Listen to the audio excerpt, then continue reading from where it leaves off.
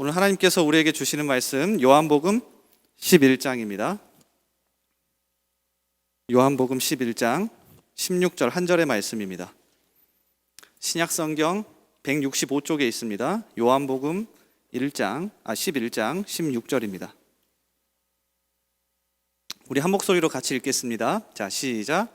디두모라고도 하는 도마가 다른 제자들에게 말하되 우리도 주와 함께 죽으러 가자 하니라. 아멘. 러시아의 대문호인 톨스토이가 자신의 단편소설인 사람에게는 땅이 얼마나 필요한가라고 하는 책에서 아주 재미있는 구절을 소개합니다. 들어보세요. 항상 하루치 얼마로 팔고 있지요? 말하자면 그 사람이 하루 종일 걸은 만큼의 땅을 드리는 거죠. 그래서 1,000루블이라는 겁니다. 다만 한 가지 조건이 있습니다. 만약 하루 안에 출발점까지 돌아오지 못하면 그건 무효가 됩니다. 자, 이 책의 주인공은 농부인 빠흠이라고 하는 사람입니다. 나름대로 땅을 일궈서 어느 정도 부를 이룬 다음에 돈을 더 벌고 싶어서 땅을 사기 위해 이 마을 저 마을 돌아다녀요. 자, 그러다가 한 마을에 들어가는데 바로 이 구절의 이야기를 듣는 겁니다. 1,000루블이면 그렇게 큰 돈은 아닌데 1,000루블만 내면 자신이 하루 동안 걸어간 땅 전부를 주겠다는 겁니다.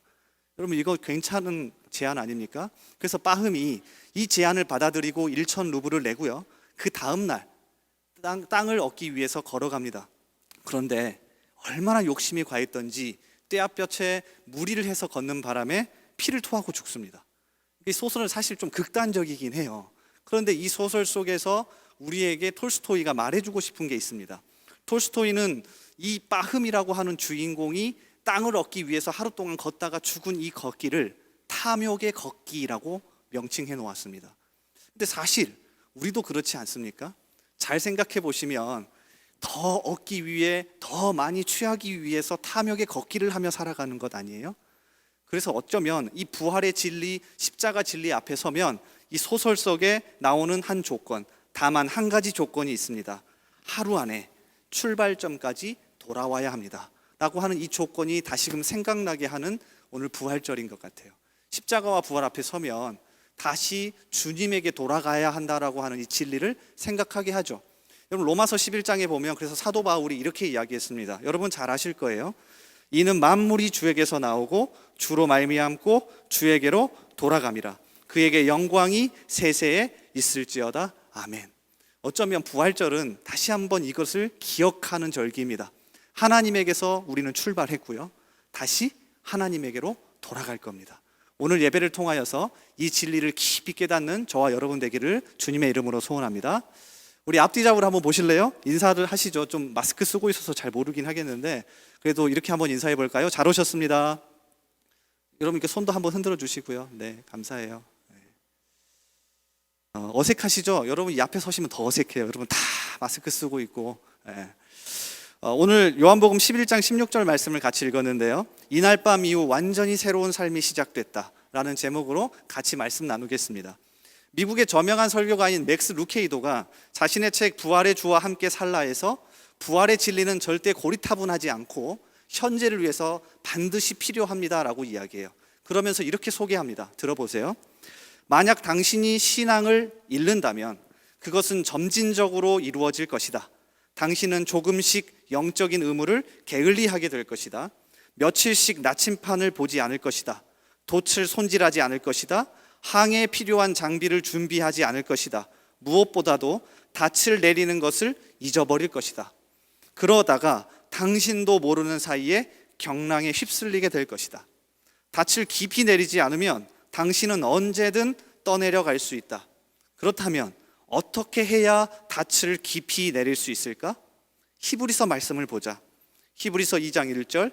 그러므로 우리는 들은 것에 더욱 유념함으로 우리가 흘러 떠내려가지 않도록 함이 마땅하니라. 폭풍 속의 평안은 새로운 메시지를 찾는 데서 오는 것이 아니라 오래된 메시지를 이해하는 데서 온다. 닻을 내릴 지점으로 가장 믿을 만한 곳은 최근에 발견된 곳이 아니라 시간이라는 시험대를 통과한 진리, 변화의 바람에 맞서 자기 자리를 든든히 지키고 있는 진리다. 예컨대 다음과 같다. 인생은 허무하지 않다. 실수는 치명적이지 않다. 죽음은 끝이 아니다. 즉 예수 그리스도의 십자가와 부활의 진리다. 이 진리의 바위에 당신의 영혼을 붙잡아 메어두면 그 어떤 거센 파도에도 쓸려가지 않을 것이다. 저는 이 맥스 루케이도의 말이 굉장히 의미가 있다고 생각합니다. 그러니까 이 히브리서 2장 1절의 말씀을 인용해서 우리 매년 부활절이 돌아오잖아요. 매년 3월이나 4월이 되면 부활절 절기를 그냥 맞이하게 됩니다. 근데 고리타분한 절기, 그리고 십자가 고리타분한 게 아니라 어쩌면 예전에 많이 들어온 말씀이고 진리이지만 우리가 흘러가지 않도록 우리를 붙잡아 주고요, 그 다음에 현재를 힘있게 살아가게 하는 놀라운 진리라는 거죠. 근데 안타까운 건 뭐냐면 우리가 부활절에만 부활을 이야기하고요, 저번 주는 고난주간이었죠. 그래서 조금 더 믿음이 좋으신 분은 그 고난주간 일주일 동안은 십자가를 묵상합니다. 그러니까 1년이 365일인데 일주일에서 8일 정도밖에 십자가와 부활을 묵상하지 않는 거죠. 제가 증명해 드릴게요. 만약에 여러분이 평소에 십자가와 부활의 진리를 붙잡고 사셨으면 바깥에 나가셔서 예수 믿지 않는 사람들이 여러분 때문에 십자가와 부활에 대해서 잘할 겁니다. 여러분 잘 보세요. 물에도 소금 1, 2%만 집어넣어도 소금 물이 됩니다. 대한민국은 기독교 인구가 10%가 넘는다고 합니다. 그러면 여러분이 들어가서 정확하게 십자가와 부활의 진리로 사셨으면 우리나라는 기독교 국가입니다, 사실. 말로만 떠드는 게 아니라. 근데 이걸 조사하기 위해서 기윤실, 그러니까 기독교 윤리 실천 운동 본부에서 설문조사를 합니다. 예수 안 믿는 사람, 그러니까 비신자들에게 부활하면 무엇이 생각나십니까? 라고 질문했어요. 만약에 저와 여러분이 바르게 사셨으면 그들은 이렇게 답변해야 합니다. 예수님이 생각납니다. 교회가 생각납니다. 그런데 놀랍게도 이들이 가장 많이 한 답변 3개에 예수님은 없습니다. 첫 번째, 기타리스트 김태원이 리더인 가수 부활. 뭐 그럴 수 있다고 생각해요. 부활이라고 하니까 한국에서. 두 번째, 부활절 달걀. 그나마 우리가 이건 많이 한 것 같아요. 이따가 달걀 드릴 테니까 나는 꼭 가져가세요. 그러니까 부활절 하면 가수 부활이 생각나고 교회에서 달걀을 나눠주니까 그거 생각나는 거예요. 그리고 의외의 인물 세 번째는 누구냐면 이순신입니다. 이 부분은 굉장히 의외였어요. 그래서 다시 물었습니다. 왜 이순신입니까? 했더니 우리가 잊을만 하면 영화와 드라마로 부활한다는 겁니다. 근데 조금 더 물어보니까 이유가 있습니다. 이순신 하면 죽음이라는 전쟁터에서 자신의 온몸을 던져서 그 전쟁을 승리로 이끄는 그 모습이 부활과 너무 닮았다는 거예요. 이 얘기를 들으면서 목사로서 조금 섭섭하기도 하고 부끄러웠습니다. 왜냐하면 예수 그리스도, 성경에서 말하는 예수님은 어쩌면 더 대단하거든요. 온 인류의 죄를 뒤집어 쓰고 십자가로 들어가셔서 죽음을 이기고 부활하셔서 우리에게 생명을 주셨는데 사람들의 머릿속에는 가수 부활만 기억합니다. 교회에서 나눠주는 달걀만 기억하고요, 또는 그와 비슷하게 살았던 한 인물 이순신만 기억해요. 근데 사실 저도 이순신에 빠져서 2014년, 15년, 2년을 벼른 적이 있습니다. 그러니까 그분의 영화와 그분의 책을 다 찾아본다고 거의 2년을 다 소비를 했는데요. 일단 극장에 가서 2014년에 영화 명랑을 4번 봤습니다. 그러니까 제가 굉장히 많이 그 조회수를 올려줬죠. 거기다가 이걸로 부족해서 이순신에 관련된 책 중에서 가장 두꺼운 책을 사고 싶었어요. 그래서 찾다가 732쪽에 달하는 그러나 이순신이 있었다라고 하는 책을 샀습니다. 김태훈이라고 하신 분이 쓰는데 이분도 사실은 그냥 평범했던 직장인인데 이순신에게 감명을 받아서 선조실록, 난중일기, 징비록을 다 읽고서 7년의 전쟁을 재구성해서 다시 책을 쓴 거예요. 영화와 그리고 책을 보면서 제가 2년간 느꼈던 건 뭐냐면 바로 이거였습니다. 김태훈 씨가 자기의 책에서도 이렇게 소개하는데요. 들어보세요. 이순신은 용장, 지장, 덕장의 3가지 풍모를 모두 지니고 있다. 그래도 필자에게 그중 하나만 꼽으라고 한다면 단연코 용장이다. 명랑해전의 전투 초기에 부하 장수들 모두가 겁먹고 뒤로 물러나 있을 때 이순신이 지휘하는 함선만이 앞으로 나가 적과 맞섰다. 그가 자신을 스스로 내려놓고 죽을 수 있었기에 눈에 보이지 않던 부하들의 용기를 눈에 보이도록 이끌어낼 수 있었다. 여러분, 이 부분을 읽는데 저는 예수님이 생각났습니다. 그래서 사람들이 이순신을 좋아하는 겁니다. 왠지 아십니까? 부활과 십자가의 진리를 담고 있으니까. 여러분 그렇지 않나요? 근데 우리는 잃어버렸다고요. 부활하면 아마 여러분 교회 오시면서도 생각했을 겁니다. 이번에는 달걀 2개 주나 3개 주나? 그러니까 부활절 달걀 또는 미래에 우리가 부활할 수 있다는 소망을 가질 수 있어 라고 하는 정도만 생각하지, 실제 예수님이 걸어가셨던 십자가와 부활의 진리를 붙잡는 거에 대해서는 고민하지 않으신다고요. 사실 저번 주부터 우리는 이 작업을 착실하게 해왔어야 합니다. 그래야 오늘 정말 기쁘게 부활절을 맞이할 수 있죠. 사실 성경에도 보면 주님이 이걸 굉장히 강조하세요. 여러분 귀에 딱지가 듣도록 아마 많이 들어보셨을 겁니다. 마태복음 16장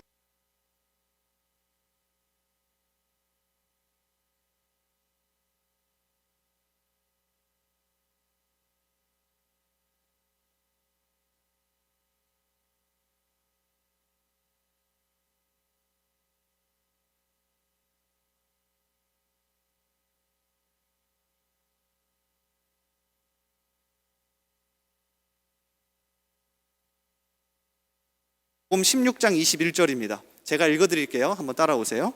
이때로부터 예수 그리스도께서 자기가 예루살렘에 올라가 장로들과 대제사장들과 서기관들에게 많은 고난을 받고 죽임을 당하고 제3일에 살아나야 할 것을 제자들에게 비로소 나타내시니. 자, 핵심적으로 정리해보면 예수님은 지금 십자가 그리고 부활에 대해서 이야기하시죠.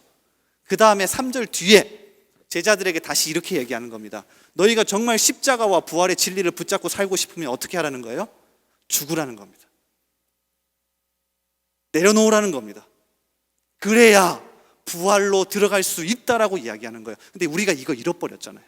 그래서 사람들은 부활 이야기하면 가수 부활만 기억하고 달걀만 기억하고 그렇게 살아왔던 한 유명한 사람만 기억합니다. 절대 그리스도인을 이야기하지 않고 예수님을 이야기하지 않습니다. 이거 우리의 잘못이에요, 사실은. 오늘은 그래서 이 부분을 한번 고민해 볼까 해요.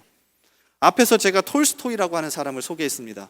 근데 이 톨스토이가 부활이라고 하는 소설을 썼는데 혹시 알고 계십니까? 제가 책을 많이 소개하죠. 일부러 소개합니다. 여러분 좀 읽으라고. 여러분 이번에 쉬시는 동안 책 많이 읽으셨습니까? 너무 쉽게 아니요 하시면 안 돼요. 이 부활이라고 하는 책이 1899년에 나왔습니다. 근데 톨스토이가 만 70세에 쓴 책이에요. 그의 3대 소설이 있죠. 전쟁과 평화, 안나 카네리나, 그리고 바로 이 부활입니다. 만 70세에 자기의 연륜이 묻어있는 책입니다. 그런데 이 책을 왜 썼냐면 당시 1800년대 후반은 러시아가 산업화 과정을 겪으면서 혼란스러웠습니다. 그래서 이 톨스토이가 생각하기엔 세 종류의 사람들이 중심을 잡아, 그러니까 자기가 내려놓고 죽어지고 중심을 잡아주길 바랬습니다. 첫 번째는 사법부였고, 두 번째는 행정부였고요, 마지막 세 번째는 당시 종교의 중심인 러시아 정교회였습니다. 사실 톨스토이는 러시아 종교회, 그러니까 예수 믿는 사람들이 더 내려놓고 죽어지면서 그 중심을 잡아주길 바랬어요. 그런데 안 하거든요. 그래서 부활이라고 하는 소설을 씁니다. 이 부활이라는 책을 쓰면서 예수 믿는 사람들에게 주님의 십자가와 부활의 진리로 들어가서 중심 잡아주길 바랬어요. 책임감을 가지고 살길 바랬다고요. 실제로 우리 한국 교회의 선조들은 이 진리를 그대로 받아들입니다. 이 부활이라고 하는 책이 우리나라에 언제 소개된 줄 아십니까? 생각보다 빨리 소개되는데요. 1922년, 그러니까 3.1운동이 벌어진 지 약 3년 후 1922년에 매일신보라고 하는 신문에서 이 소설책을 번역해서 연재하기 시작합니다. 그러면서 이 연재한 사람이 이렇게 소개해요. 한번 들어보세요. 내가 지금까지 읽은 책 중에서 부활에서와 같이 깊은 감동과 높은 교훈을 얻은 책은 없습니다.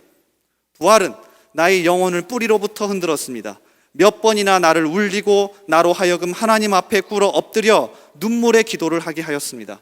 나는 이 좋은 책을 사랑하는 우리말로 번역하여 사랑하는 우리 동포에게 드리게 된 것을 무한한 기쁨으로 아옵니다. 그러면서 매일신보에 이 부활이라고 하는 소설이 연재되자 한 목사님이 주일날 설교하면서 참 좋은 소설이 연재됐다 하면서 그 취지를 다시 이렇게 소개합니다.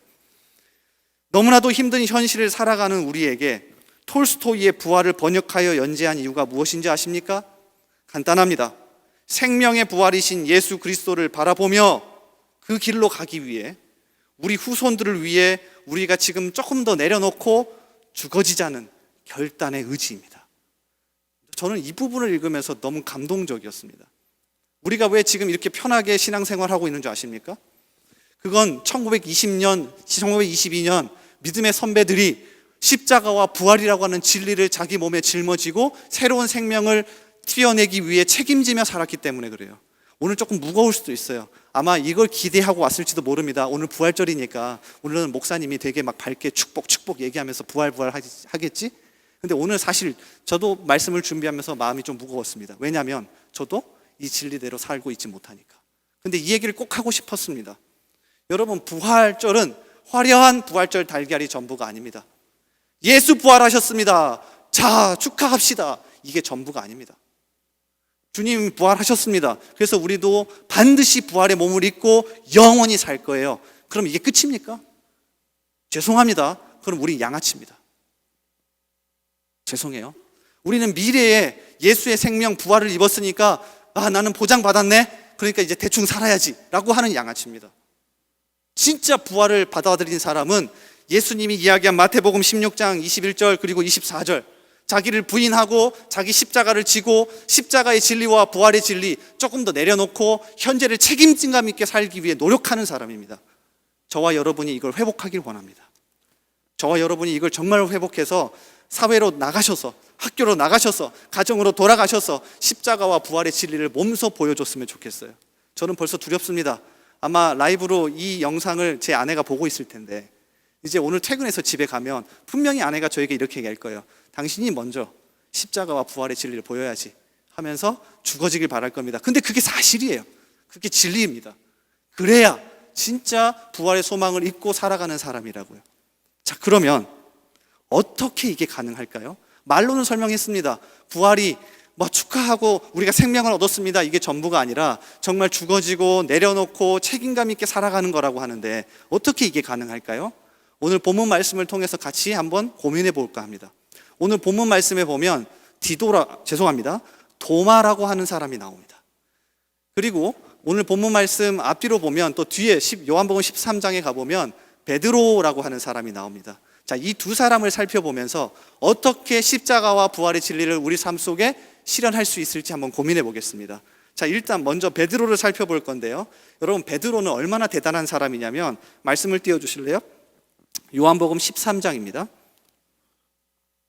우리 같이 읽어볼게요. 요한복음 13장 36절에서 37절. 자, 같이 읽습니다. 자, 시작. 시몬 베드로가 이르되 주여 어디로 가시나이까? 예수께서 대답하시되 내가 가는 곳에 내가 지금은 따라올 수 없으나 후에는 따라오리라. 베드로가 이르되 주여 내가 지금은 어찌하여 따라갈 수 없나이까? 주를 위하여 내 목숨을 버리겠나이다. 여러분, 이해가 되십니까? 베드로는 지금 뭘 알고 있는 겁니까? 십자가와 부활의 진리가 뭔지를 알고 있는 사람이에요. 여러분, 사실 우린 빈말로도 이렇게 못하잖아요. 여러분, 인사해 볼까요? 주를 위해 죽겠습니다 하실 수 있겠어요? 우린 빈말이라도 못하잖아요. 근데 베드로는 지금 예수님이 십자가와 부활을 이야기하셨을 때 이렇게 얘기하는 겁니다. 제가 죽겠습니다. 그러니까 정확하게 부활의 진리를 알고 있던 게 확실해요. 근데 여러분 잘 아시잖아요. 베드로가 실제 상황에서 어떻게 하죠? 죽습니까? 내려놓습니까? 책임감 있게 생활합니까? 아니요. 그는 주님을 부인합니다. 요한복음 18장 25절, 시몬 베드로가 서서 불을 쬐더니 사람들이 묻되 너는 그 제자 중 하나가 아니냐? 베드로가 부인하여 이르되 나는 아니라 하니. 3번이나 예수님을 부인하죠. 그러니까 실제적으로 자기가 고백은 했어요. 제가 십자가와 부활의 진리로 살겠습니다. 죽어지겠습니다.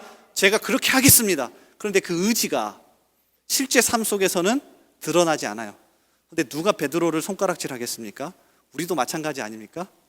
자, 오늘 말씀을 들으시고 예배하면서 이따가 찬양하고 기도하면서 여러분이 눈물 흘리면서 기도할지도 몰라요. 주님, 제가 그렇게 살겠습니다. 제가 장담합니다. 여러분, 이 예배당 밖 문을 열고 나가시면 바로 바뀌실 거예요. 그러니까 누가 베드로를 손가락질할 수 있겠냐고요. 여러분, 오늘 말씀에 등장하는 도마도 마찬가지입니다. 도마하면 의심 많은이라고 하는 수식어가 붙어 있어서 우리에게 부정적입니다.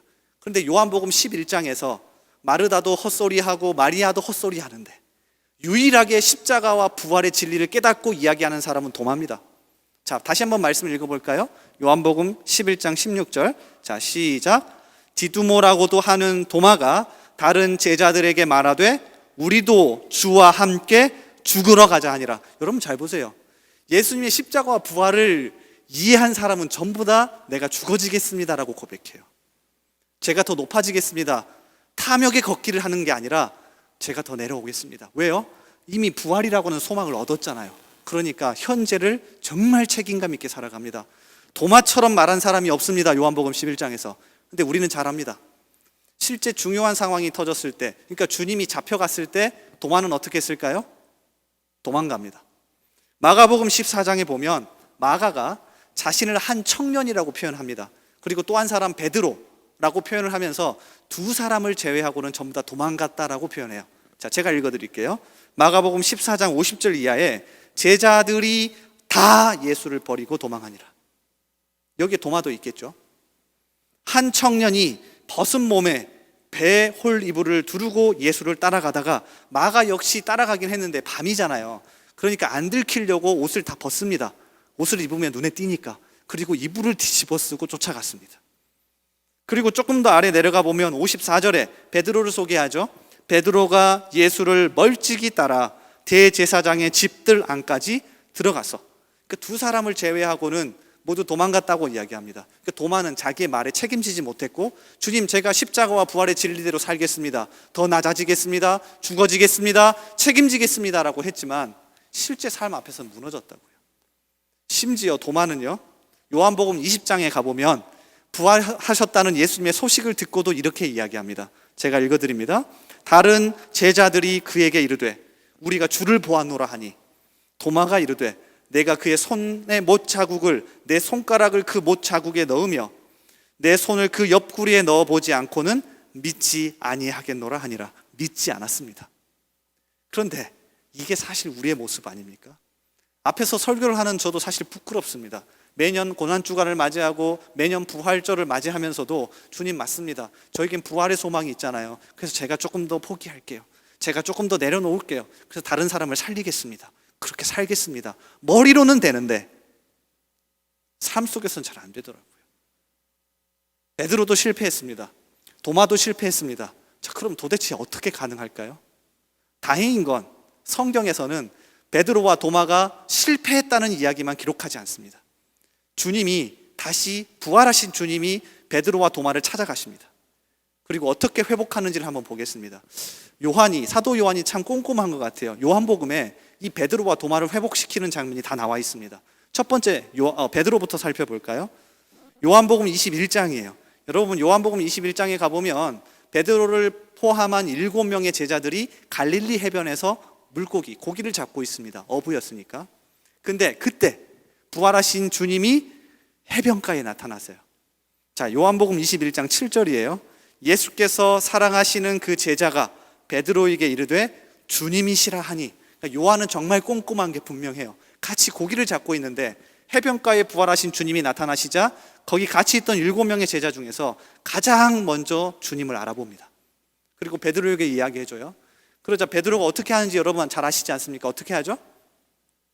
배에서 뛰어내립니다. 그리고 헤엄을 쳐서 예수님한테 나아갑니다. 전 대단하다고 생각해요. 여러분 혹시 제가 멀리서 걸어오는데 저를 향해 이렇게 오실 분 계십니까? 거짓말이라도 예라고 해주시면 안 되겠습니까? 그런데 주님이 부활하신 주님이 해변가에 있다는 소식을 듣고는 베드로는 배에서 바로 뛰어내립니다. 생각도 하지 않고요. 자, 성경에는 50칸 정도 거리가 됐다라고 하는데요. 이걸 우리 거리로 환산하면 90m에서 100m입니다. 그러니까 지금 베드로는 100m를 수영해서 해변가로 가서 주님을 만나러 가는 겁니다. 대단한 사람이에요, 사실 베드로가. 그러자 예수님은 베드로에게 숯불로 고기와 떡을 구워주십니다. 먼저 먹이시죠. 그리고 이렇게 질문해요. 여러분 너무 잘 아시는 장면이에요. 이렇게 질문합니다. 요한의 아들 시몬아, 내가 이 사람들보다 나를 더 사랑하느냐? 이 질문 속에는 많은 의미를 담고 있습니다. 주님이 이렇게 이야기하시는 거예요. 베드로야, 너 나 버리고 갔지? 너 나를 위해 죽는다고 했고 정말 죽어지는 삶을 산다고 했는데 나 버리고 갔지? 그런데 나는 너를 포기하지 않고 묵묵히 십자가의 길로 가서 너를 사랑하기에 죽었어. 너가 나를 사랑하니? 라고 물으시는 거예요. 베드로가 이걸 알았을 거예요. 알았을 겁니다. 베드로의 성향이었으면 너 나 사랑하니? 라고 했을 때 베드로는 이렇게 답변해야 합니다. 당연하죠. 제가 얼마나 많이 사랑하는데요. 근데 베드로가 이 주님의 십자가 사랑을 경험하고 깨닫고서 정말 겸손해집니다. 이렇게 답변해요. 저는 이 부분이 아주 인상적이라고 생각해요. 여러분 평소 베드로를 잘 보세요. 주님이 나타났다는 소식을 듣고 바로 헤엄쳐서 갔습니다. 제가 죽겠습니다 라고 했던 강력한 의지의 사람이 주님, 그러하나이다. 내가 주님을 사랑하는 줄 주님께서 아십니다. 지금 뭔가 좀 달라져 있죠. 아주 겸손해져 있습니다. 아주 내려놓고 있습니다. 그러니까 베드로가 그 전에 주님의 십자가의 사랑을 경험하기 전에는 자기 의지, 자기 의의로 살아갔는데 주님의 십자가 사랑을 경험하고서는 바뀐 겁니다. 내려놓는 겁니다. 죽어지는 겁니다. 조금 더 겸손해지는 겁니다. 바로 여기에 실마리가 있다고 생각해요. 그래서 저는 사실 저번 주 고난주간부터 여러분이 차곡차곡 잘 쌓아야 오늘 부활절을 잘 맞을 수 있다고 말하는 겁니다. 주님의 십자가 사랑을 통과하지 않고서 우리는 부활의 진리를 절대 적용할 수 없습니다. 제가 장담합니다. 여러분 대충 살다가 오늘 부활절이네, 야 축하한다 해서는 절대 부활의 진리를 여러분 삶 속에 적용할 수 없습니다. 반드시 괴롭겠지만 십자가의 사랑을 통과하셔야 돼요. 여러분 도마도 마찬가지였습니다. 주님은 도마에게 찾아오셔서 다른 이야기 하지 않습니다. 단 한마디 하십니다. 요한복음 20장 27절 도마에게 이르시되 내 손가락을 이리 내밀어 내 손을 보고 내 손을 내밀어 내 옆구리에 넣어보라. 그리하여 믿음 없는 자가 되지 말고 믿는 자가 되라. 놀랍지 않습니까? 예수님이 십자가에서 못 박히신 다음에 죽으시고 부활하셨어요. 그럼 부활의 몸을 입고 있잖아요. 그럼 못자국과 창자국이 다 없어져야 되는 거 아닙니까? 맞잖아요. 근데 주님은 여전히 창자국과 못자국을 가지고 계셨습니다. 그리고 도마에게 다른 이야기 하지 않습니다. 만져봐. 무슨 뜻일까요? 못자국과 창자국은 예수님이 도마를 얼마나 사랑하셨는지에 대한 흔적입니다. 그래서 도마에게 만져보라는 겁니다. 내가 너를 얼마나 사랑하는지 경험해. 그리고 도마는요 바로 이렇게 고백합니다. 도마가 대답하여 이르되 나의 주님이시요 나의 하나님이시니이다. 저는 여기에 우리가 부활의 진리를 적용하는 실마리가 있다고 생각해요. 여러분 십자가의 사랑을 통과하셔야 돼요. 예수님이 우리를 얼마나 사랑하시는지 내가 아무리 저질이어도 괜찮아요. 내가 아무리 못났어도 괜찮다고요. 여러분이 스펙이 좋지 않아도 괜찮아요. 학교를 잘 나오지 못했어도 괜찮아요. 직장이 변변치 않아도 괜찮다고요. 여러분 자존심과 체면 괜찮아요. 여러분 베드로 주님을 위해서 죽겠다고 했으면서 3번이나 욕하면서 부인했습니다. 도마 역시 주님을 위해 죽겠다고 했으면서 쌩까고 가버렸습니다. 그런데 주님이 그들을 품어주면서 십자가에서 사랑하시잖아요. 여러분 이걸 오늘 경험하셔야 돼요. 저는 부활절 이거 하는 날이라고 생각해요. 아니 1년 365일 내내 여러분이 십자가의 사랑을 통과하고 경험하셔야 진짜 매일같이 부활의 진리를 그 소망을 이야기하면서 살 수 있다고요. 저와 여러분에게 이게 회복되길 바랍니다. 그래서 맥스 루케이도라고 하는 제가 설교 초두에 소개했던 이 설교가는 자신의 책 예수가 선택한 십자가에서 우리는 매일같이 예수님의 십자가를 통과해야 합니다. 그래야 부활의 진리를 받아들일 수 있습니다 하면서 아주 멋있게 표현해놨어요. 철저하게 이기적인 우리를 감전시키는 고압전류 주님의 십자가. 이걸 통과하셔야 우리는 내려놓는 부활의 진리로 들어갈 수 있죠. 설교의 마지막을 톨스토이의 부활 소설의 일부분으로 마칠까 합니다. 여러분 꼭 한번 읽어보시면 좋을 듯한데요. 주인공이 등장합니다. 남자 주인공의 이름은 네흘 유도프라고 하는 공작이고요. 여자 주인공의 이름은 까추사입니다. 이 레일 유도프라고 하는 공작이 한 재판에 배심원으로 참석을 하게 됩니다. 근데 거기에 한 여인이 나와 있었는데 까추사라는 여인입니다. 살인 절도 혐의로 재판을 받기 위해 나와 있습니다. 자, 이 공작은 배심원으로 참석한 거죠. 근데 까추사라는 여인을 보고 깜짝 놀랄 수밖에 없었습니다. 왜냐하면 그 여인은 자신이 젊은 시절 성적으로 농락하던 대상이었거든요. 그래서 이 레올리도프 공작은 그 여인이 재판장에 선 걸 보고 죄책감을 느끼기 시작합니다. 그리고 어떻게 하냐면 자기의 삶에 십자가와 부활의 진리를 적용하기 시작해요. 그러니까 대신 죽어지고 낮아지고 회개하는 삶을 적용하기 시작합니다. 그러면서 이 공작이 이렇게 고백해요. 한번 들어보세요. 우리는 자신이 자기 생명의 주인이며 우리의 향락을 위해서 생명이 주어졌다는 어리석은 착각 속에 살고 있으나 이것만큼 어리석은 일은 없을 것이다. 우리가 이 세상에 보내졌다면 그건 누군가의 의지에 의해서 어떤 목적을 위해 보내졌음이 분명하다.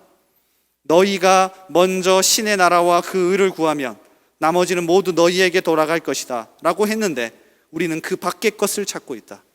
그러므로 찾지 못하는 것이 당연하다. 그렇다. 이것이 내 일생의 과업이다. 그러니까 조금씩 십자가와 부활의 진리를 깨닫기 시작하는 거예요. 한 가지 일을 끝냈는 줄 알았는데 또 다른 과업이 나를 기다리고 있었구나. 자, 그러면서 어떤 결단을 하냐면 자신의 공작의 지위를 내려놓고 이 까추사란 여인과 함께 시베리아 유행에 동참합니다. 그러면서 톨스토이가 이 남자를 이렇게 평가해요. 이날 밤 이후 네흘 유도프에게는 완전히 새로운 삶이 시작됐다. 사실 오늘 말씀의 제목을 여기서 가져왔습니다. 저와 여러분에게 이 진리가 적용되길 바랬거든요. 주님의 십자가의 밤 그리고 부활절 아침이 밝아왔을 때 우리의 삶이 완전히 달라졌다. 그가 새로운 생활 조건 속으로 들어섰기 때문이라기보다 이때로부터 일어난 모든 것이 그에게 이전과 완전히 다른 의미를 띠었기 때문이다. 인생의 이 새로운 시기가 어떻게 끝날지는 미래가 보여줄 것이다. 사랑하는 우리 청년 여러분, 십자가와 부활의 진리를 우리 삶 속에 적용합시다. 조금 더 내려놓고요, 죽어지고요. 그래서 여러분 어차피 죽어도 최소한 천국이잖아요. 아니에요?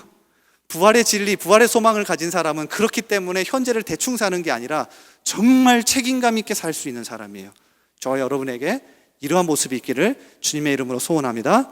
우리 시간 같이 찬양하면서 또 우리 기도의 자리로 나아가겠습니다. 우리 다 같이 한번 자리에서 일어나셔 보실래요? 일어나서 우리 같이 찬양하며 기도하겠습니다. 내가 지금까지 지내온 것은 주의 은혜라라고 하는 우리 최덕신 씨의 찬양인데 이 찬양을 같이 부르면서 주님, 지금까지 주님의 은혜로 살았는데 앞으로도 주님을 바라보며 부활 소망을 품으며 그렇게 붙잡고 살아가겠습니다라는 마음을 담아서 우리 이 찬양 같이 하면서 기도의 자리로 나아가겠습니다. 내가 지금까지 지내온 것은